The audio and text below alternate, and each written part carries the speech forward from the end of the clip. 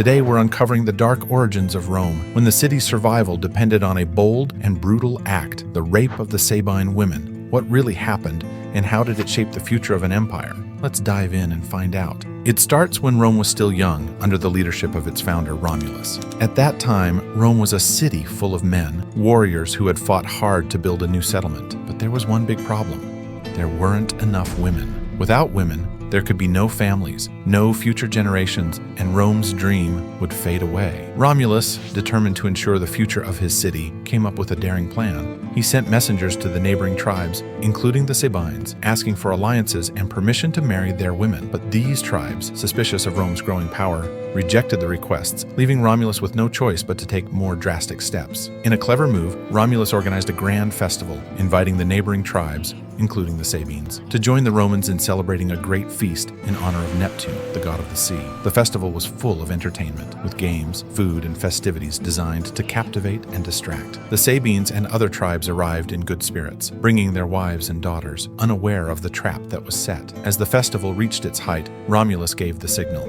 On cue, the Roman men seized the Sabine women, taking them away in the midst of the confusion.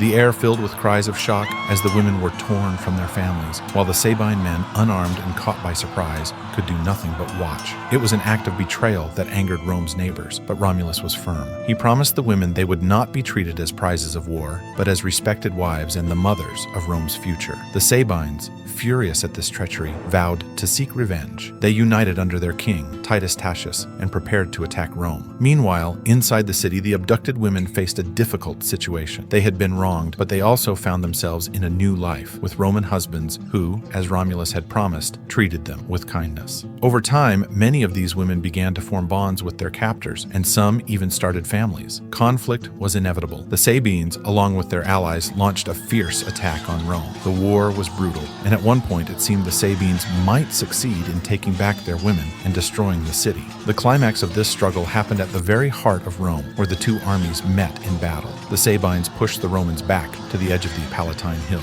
and victory seemed near. But just as the bloodshed was about to reach its peak, something extraordinary occurred. The Sabine women, now torn between their fathers and brothers on one side and their husbands and children on the other, rushed into the battlefield. With tears in their eyes, they threw themselves between the fighting men, begging for peace. They cried out that they couldn't bear to see their fathers kill their husbands, or their husbands kill their fathers. They had grown to love their new lives, and they didn't want to see their new families destroyed. Their pleas were powerful and full of emotion, and they worked. The battle stopped. The Sabines and Romans, moved by the women's bravery and love, agreed to lay down their weapons. In a remarkable turn of events, peace was made. The Sabine women, who had once been the cause of conflict, now became the bridge between two peoples. Romulus and Titus Tatius agreed to rule together, and the Sabines and Romans became one community. This union made Rome stronger, setting the stage for the city's growth and the rise of an empire that would eventually rule much of the ancient world. The Sabine women, who had been taken by force,